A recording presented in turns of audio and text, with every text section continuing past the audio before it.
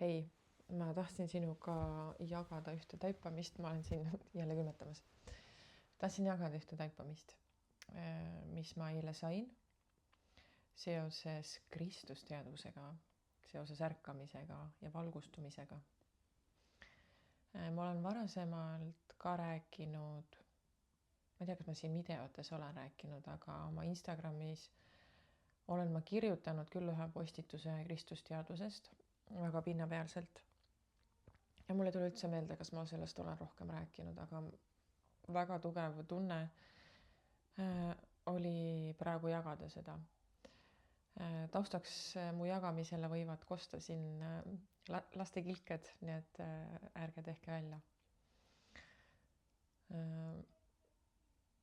Ma olin eile oma lapse koolijõulupeol ja lapsed etendasid seal näidendit, mitte minu tütreklass, aga need olid keegi teised. Ühesõnaga, ja seal etenduse sisuks siis oli see Jeesuse sünd ja kuidas karjased seal läksid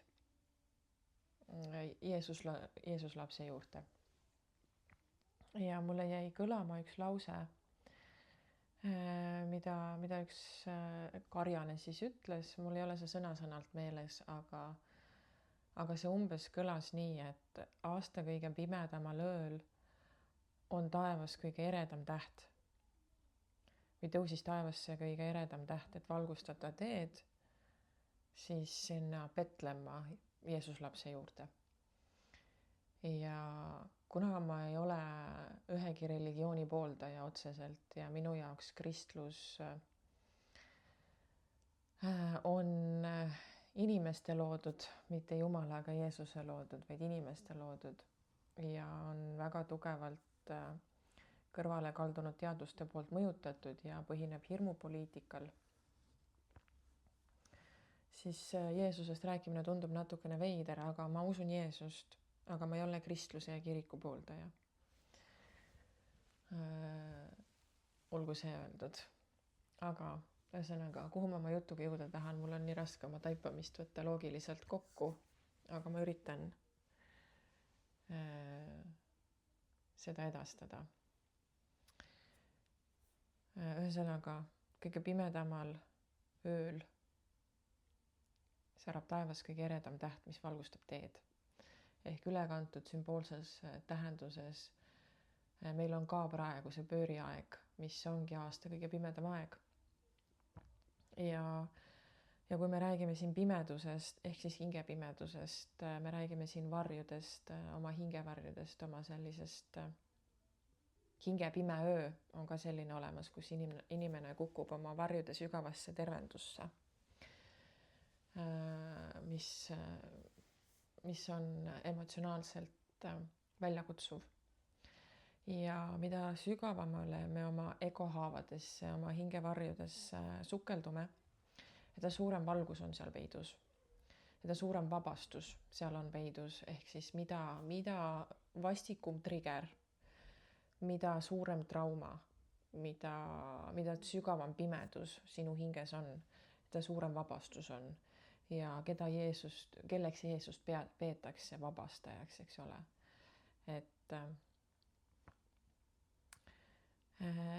Et siin on praegu see metafoorne tähendus, ma üritan selle metafoori nagu kuidagi läbi tuua teieni. Et Jeesusest on kiriku ja inimese poolt tehtud keegi, kes on meile justkui väline päästja. Ja keda me peaksime justkui nagu ootama, et ta tuleks meid lunastama ja ta tuleks meid päästma ja meid valgustama ja temast tehti selline suur kuju. Ta kindlasti väärib seda, et temast tehti suur kuju, aga ta tuli meile näitama, milliseks on võimalik areneda, kui sa avad endas Kristusteadvuse. Jeesus Kristus ei olnud tema nimi, ta oli Jeesus, tema nimi oli Jeesus, kes kandis Kristusteadvust. ja kristusteadus pärineb sellisest rassist, 12. dimensionaalsest rassist nagu Kristuse rass. Nende õpetused ja nende printsiibid siis põhimõtteliselt ongi kogu universumi kõikide galaktikate, kuidas ma saaks öelda, printsiip siis või seadus või kõlab võib-olla natukene liiga karmilt, aga selle järgi elavad praktiliselt kõik universumi olendid, kes ei ole siis kõrvale kallutatud kuidagi. See on teaduse tasand, see ei ole väline jumal. Ja sinnani on meil võimalus jõuda igalühel. Ja mulle tuli eile selline lause ka, et kuidas erinevates lugudes ja lauludes kuulutatakse, et Kristus on sündinud sellel aasta kõige pimedal ööl, eks ole, sel pimedal ajal, pööri ajal.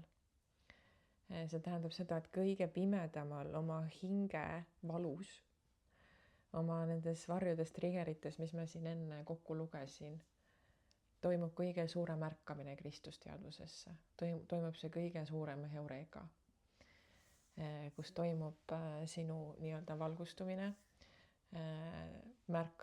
iseenda märkamine, iseenda taipamine, arusaam sellest maailmast, et seda välist päästjat ei tulegi, vaid sina oled iseenda päästja. Vastutus ja roll on sinu käes. Kõik sinu egohaavad, sinu egovarjud on need, mis sind paigal hoiavad ja nende vabastamine, nende lahendamine, nendega rahu tegemine ongi valgustumine ja jõudmine lähemale kristusteadvusesse. Ehk mis on siis omakorda ühtsusteadvus, kus ei eksi duaalsust, kus ei ole olemas ei headust ega halba, ei ole hinnanguid, ei ole sellist võrdlust, et üks on teisest parem, üks on teisest tähtsam, halvem, kehvem. Ei ole sellist intensiivsust, on armastus, täiesti teisel tasandil armastus, kui me siin mentaali tasandil oskame seda endale ette kujutada või välja mõelda. Andestus ja aktsepteerimine, mida tegelikult Jeesus tuli ka õpetama, mis on paljudele jäänud muljeks, et ta oli alandlik ja laskis endaga nii-öelda nagu kõike teha. Aga mis on selle varjatud tähendus, on see, et Jeesus õpetas ju ka, et keera teine põsk ette.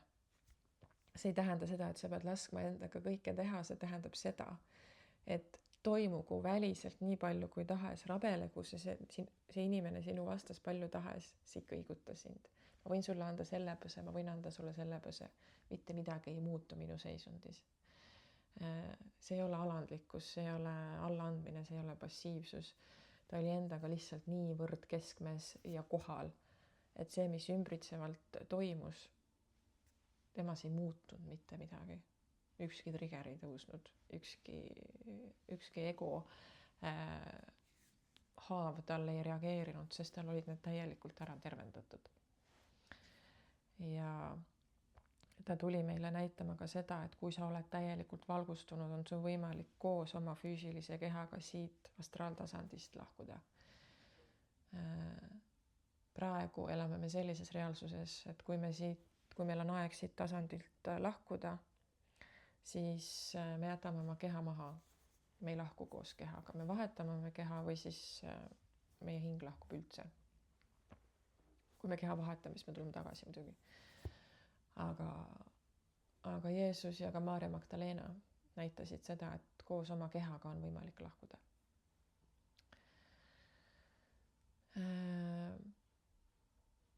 Mis ma sulle veel tahan jagada selle kohta, on see, et me jõuame kõik ükskord sinnani.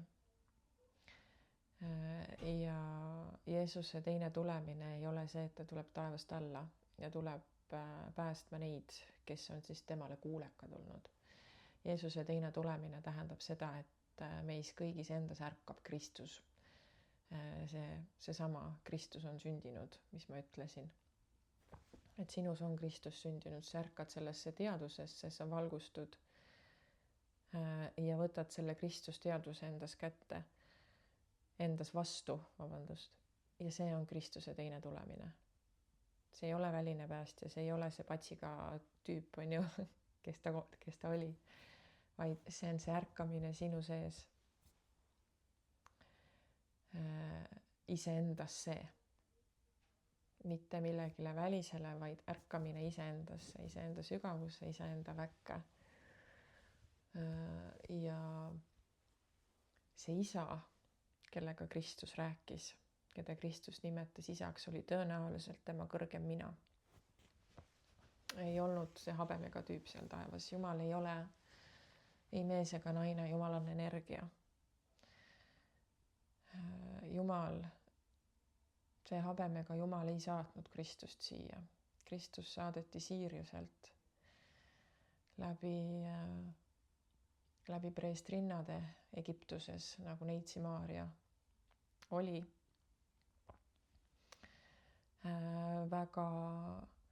Väga kõrgelt hinnatud selgeltnägija preestrinna, kes õpetas seksuaalmaagiat. See kõlab võib-olla sulle praegu veidralt, aga see ei ole seksiga seotud. See on iseenda elujõuga seotud. Ja seda Neitsi Maarja õpetas, seda õpetas ka Maarja Magdalena, kes oli siis Jeesuse teine pool, kaksikleek. Ja sealt vanast Egiptusest siis Jeesus oma teekonnaga alguse sai, sest ta oli lihtsalt niivõrd võimsa preestritari poeg.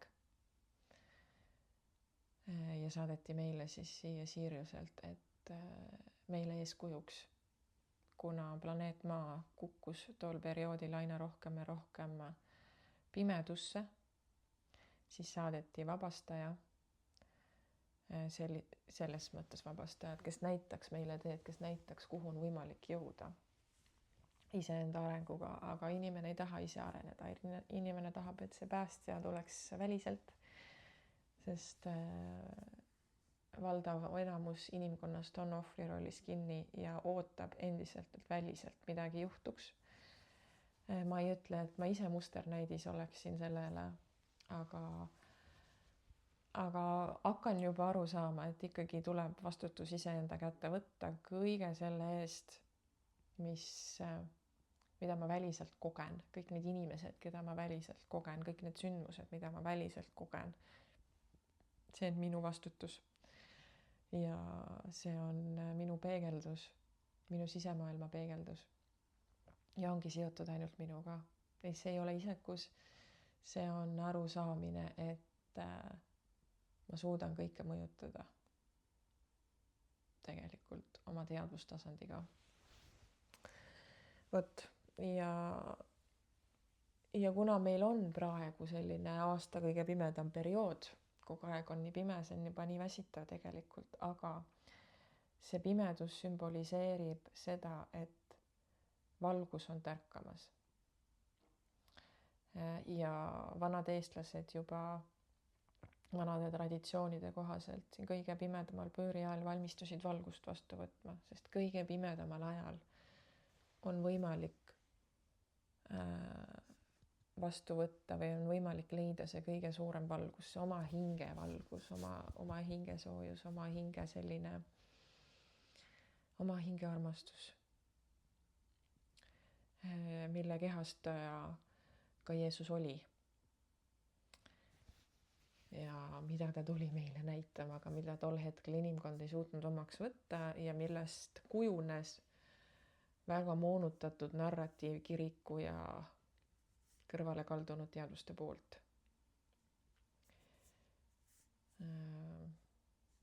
Vot. Tahtsin sulle seda jagada, et äkki ka sinus avaneb läbi selle jagamise midagi, mingisugune märkamine või taipamine.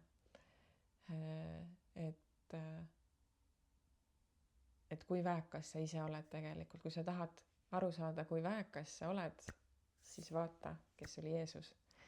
Ja kõlab nii sellise usujutuna, eks ole, aga tegelikult ma olen siiras usus, et sellel on tõepõhi all ja me oleme suutelised kunagi kõik sinnani arenema ja täielikult valgustuma. Ja ma näen, et me oleme inimkonnana sinna poole teel ja neid valgustujaid satub minu teele aina rohkem ja rohkem ja mul on tohutult hea meel selle üle, sest see on natukene nagu lumepalli efekt. Vot nii. Ehk siis lihtne valem on see, et kuidas jõuda ühtsusteadvusesse, on see, et sa teed endaga lihtsalt tasandivahetuse, loobud duaalsest maailmakäsitlusest, loobud hinnangutest, loobud vastandumisest, loobud äärmustest ja julged minna oma sügavatesse triggeritesse, sügavale oma hinge sisse, sinna, kus on pime, mida sa oled iseenda eest peitu pannud. Ja seal toimub Kristuse ärkamine, valgustumine. Seal sa leiad selle kõige eredama tähe, mis hakkab sulle teed näitama, et jõuda oma hinge koju, oma tõelise väärtuseni. Vot nii, selline jagamine, taipamine mul tuli, ma loodan, et ma sain selle olulise öelda, mis ma jagada tahtsin. Kui tuleb veel, küll ma siis jagan, aga ole tubli ja tšau.